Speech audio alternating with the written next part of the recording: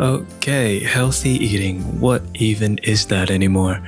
These days we go online and there are at least 14,605 different answers from everyone under the sun.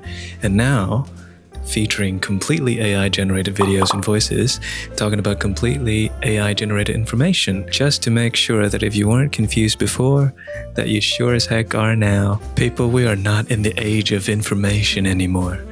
We've now entered the age of what the heck is even reality? But don't you worry, cause I'm here to help. And I know that's like me saying I can fix the hole that sank the Titanic with a me-sized piece of duct tape, but hey, I'm not the only one. There are plenty of other smart science people on the internet also trying to help. So if we're all gonna sink into this ocean of confusion anyways, we might as well go down trying. By the way, if you were wondering, hello, my name's Tree. I spent the last 4 and a bit years of my life studying 2 accelerated degrees in health sciences and human nutrition.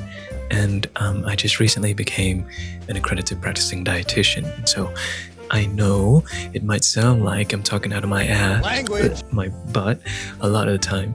But I promise, I'm not entirely talking out of my butt all the time. But anyway, healthy eating.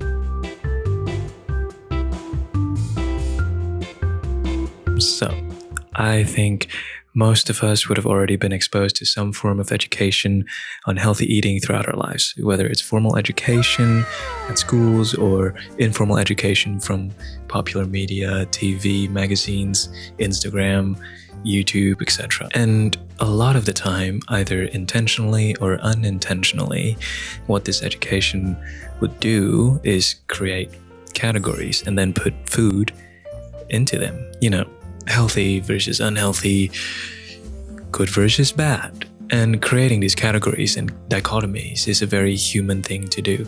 It's a very efficient process for us to understand the world. But a lot of the time, it doesn't allow for a more nuanced understanding of the bigger picture. And it's the same with health and healthy eating. When we reduce it to overly simplistic categories, we're ignoring the potential nuances.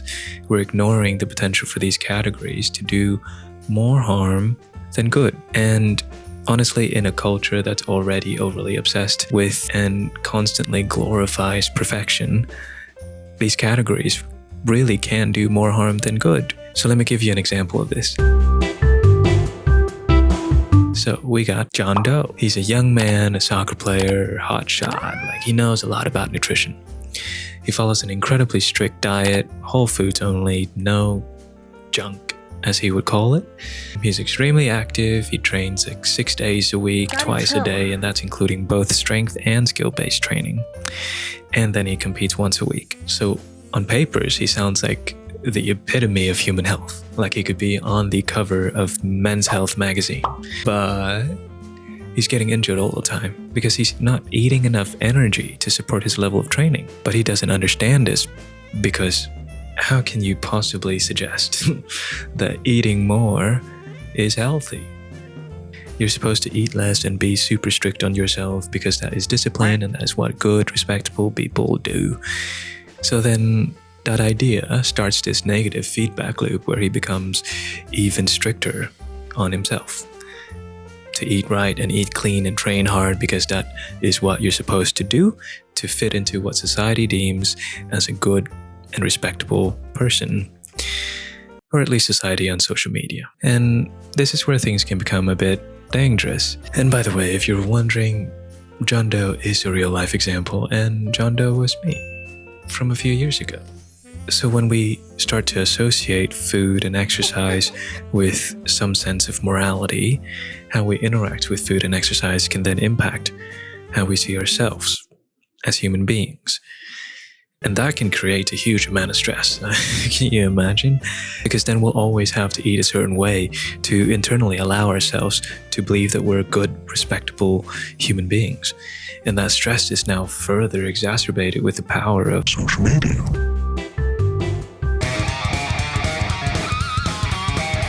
Because we go online and we see all sorts of people eating a certain way, looking a certain way, and telling you to do the same thing. And then so we try to, and then we start to compare ourselves to them, regardless of whether or not their actions, their words, their looks are even real or not. And we can't help comparing ourselves because it just feels so personal. Like, sometimes we see these folks on the internet more than we see our own family. Like the other day, right? My dear old dad, just out of the blues, called me from Vietnam and told me he wants to do intermittent fasting to lose weight because someone on Facebook said very convincingly that it's good for your health. And in my head, I was losing it, dude. I was like, no, they've gone to my family. And then I tried to explain how he's now over 60. And he's not someone who sits around all day.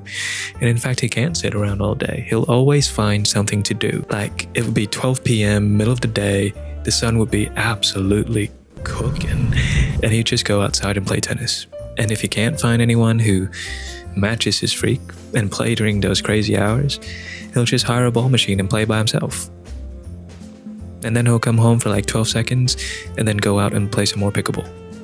The man likes to play sports and to move and to work out and to do physical activity stuff. Like he's over 60, right? And he's just got his bloods done, his medical checkup, all his blood work came back absolutely fine. So it'd be kind of diabolical for anyone to suggest that he should try and lose some weight when what he really needs to do is eat enough to maintain his muscles and maintain his strength, which is especially important as he's getting older now, so he can keep doing those activities that he loves so much in his retirement and hopefully long into the future. So social media advice can sometimes be just a little incomplete and a little bit misleading and a little bit infuriating. And thanks to the smart people who do scientific research, we now know that just 7 minutes of exposure to appearance-focused social media can already increase appearance anxiety. And most of us nowadays don't spend 7 minutes on social media, as much as we'd not like to admit. We spend a whole lot longer than that.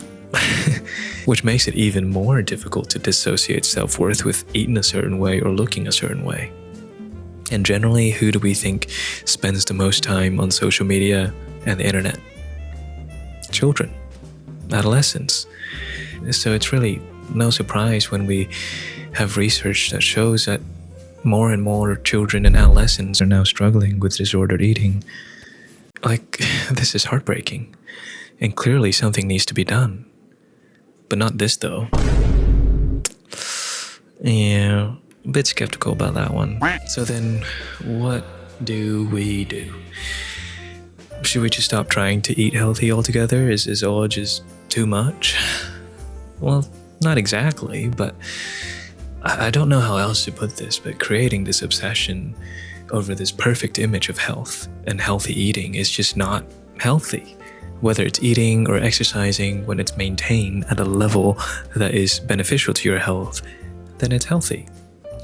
But when you push it to the point where it becomes detrimental to your health, then obviously it's not healthy. It doesn't matter if it's eating greens and exercising 20 million times a day. If it means that it's going to cause severe and chronic anxiety and or depression, then it's not healthy. It doesn't matter what it looks like, and it doesn't matter if it's glorified by everyone. It's just not healthy.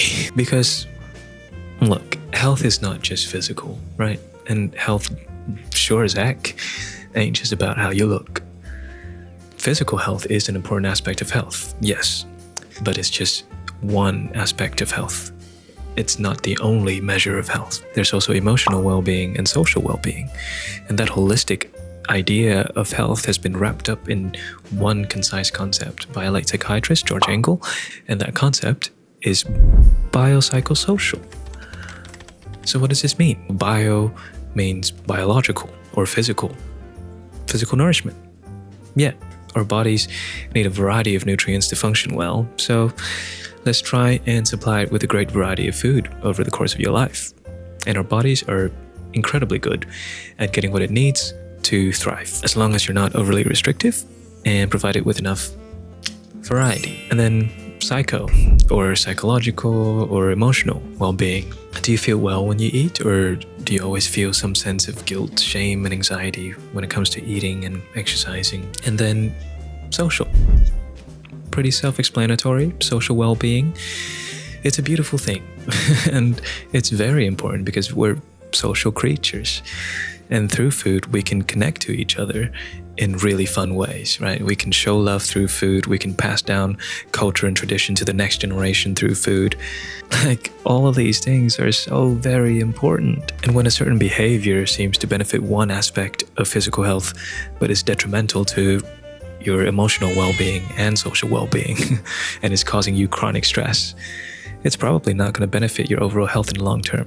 Because we already know that chronic stress can very much contribute to not just psychological, but also physical illnesses like heart conditions and high blood pressure. So when we expand our definition of health from eating clean and having six-pack abs to, what can I eat today that's going to benefit me physically, socially, and emotionally? Hopefully then we can stop treating food as just means to an end, as means to getting six-pack abs, which then somehow dictates our worth as human beings, and start seeing food as opportunities to care for ourselves in all the ways that we need.